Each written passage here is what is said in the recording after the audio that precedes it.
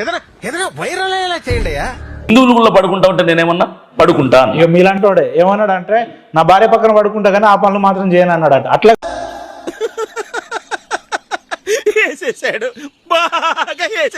వాడు ఫాస్టర్ కాదు, మాకు వానికి ఎటువంటి సంబంధం లేదు.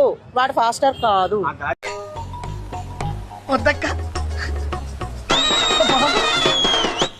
భయమేస్తుందక్క.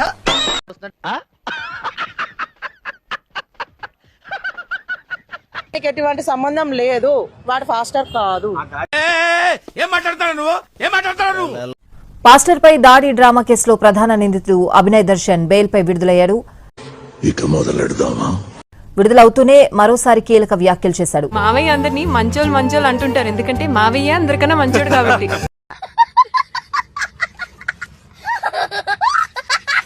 వారం 10 రోజుల్లో తిరిగి ఏజెన్సీలో పాదయాత్ర మొదలు పెడతానని, గిరిజనుల సమస్యలపై పోరాటం సాగిస్తానని చెప్పుకొచ్చాడు.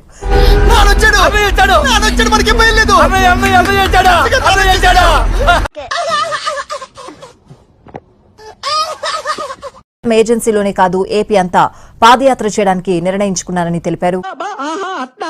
నేను చింతపల్లికి వస్తున్నాను. ఈవినింగ్ లోపు ఏ టైం అనేది నేను తెలియజేస్తాను.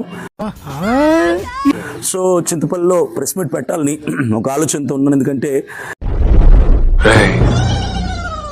ఏం చేయబోతున్నారా?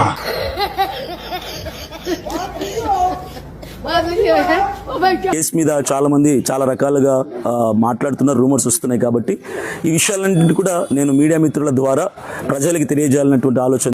ఏదో అనుకున్నాను కానండి, అమ్మో మామూలు విషయం కాదు, చాలా గొప్ప.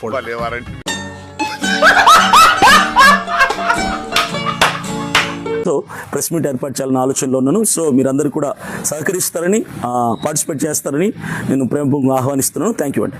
వినేవాడు ఎదవైతే ఏనుగు ఏరోప్లేన్ నడిపిందని చెప్తాడు. ఆయనకే మేము ఈ కేసును అప్పచెప్పాము. ఆయన ఒక్కరు మాత్రమే మా తరపున పోరాడారు.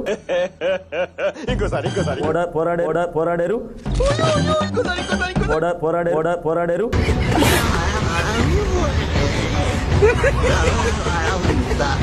కావచ్చు, సిఐ గారు కావచ్చు, ఏఎస్పీ గారు కావచ్చు, ఎస్పీ గారు కావచ్చు, వాళ్ళని చాలా గౌరవించారు. ఎవరు కూడా నన్ను మ్యాన్ హ్యాండ్లింగ్ చేయలేదు, వేయలేదు. చాలా గౌరవప్రదంగా నన్ను సంబోధిస్తూ, ఏకవచనం కూడా వాడకుండా మీరు అని సంబోధిస్తూ నాతో మాట్లాడడం జరిగింది. అయ్యా లోపలంతా అంత సవ్యంగానే జరిగింది.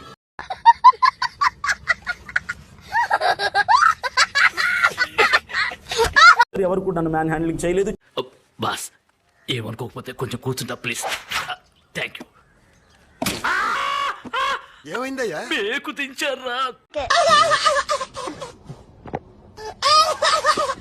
ప్రాముఖ్యంగా నేను చెప్పాలనుకున్న విషయం ఏంటంటే, నన్ను రిమాండ్ చేయడానికి కారణం దాడి కాదు.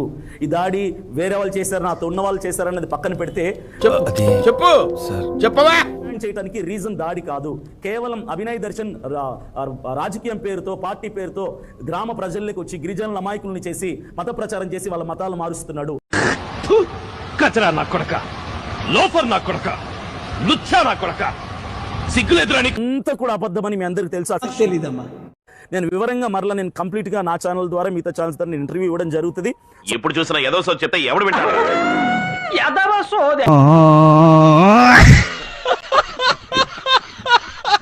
అయితే నేను ఒకటే చెప్తున్నాను, చెప్పి తగలడు. ఈ దాడికి సంబంధించినటువంటి విషయాలు ఏవైతే ఉన్నాయో ఇది కంప్లీట్ గా నేను కోర్టుని గౌరవిస్తూ, ఎందుకంటే జడ్జిమెంట్ రావాలి కాబట్టి నిజాలు అక్కడ నిరూపించబడతాయి. ఇవన్నీ కూడా ఆరోపణలు మాత్రమే. కేవలం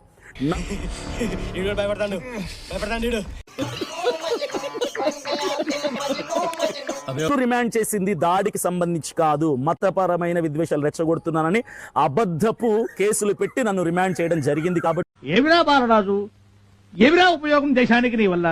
ఏదన్నా పని చేసుకోరా బేవకు. నేను జడ్జి గారిని గౌరవిస్తున్నాను. జడ్జి గారు ఇచ్చే తీర్పుకి కట్టుబడి ఉంటాను. కోర్టు ఇచ్చేటువంటి తీర్పు కట్టుబడి ఉంటాను. భయపడకూడదు, నేనున్నాను. నువ్వు నాలాంటి వాడు వేరా.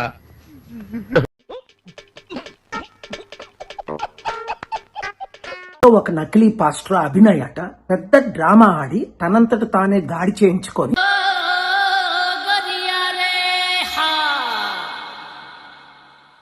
డబ్బు కొరకో పేరు కొరకో ఏదో చేస్తే పోలీసులతో మాట్లాడి ఆయన అరెస్ట్ చేయమన్నారు. తొక్కేశారమ్మా, లోకల్ పాలిటిక్స్ టాలెంట్ అంతా తొక్కేశారమ్మా.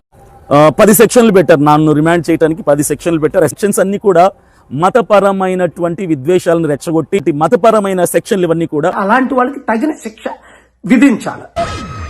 అన్నా నువ్వు అట్లా అనొద్దన్నా.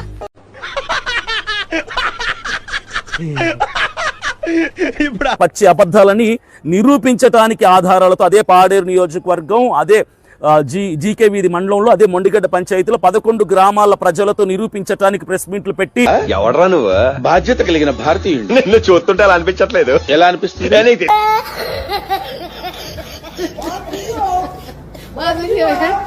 అభినయ్ దర్శన్ సిద్ధంగా ఉన్నాడు.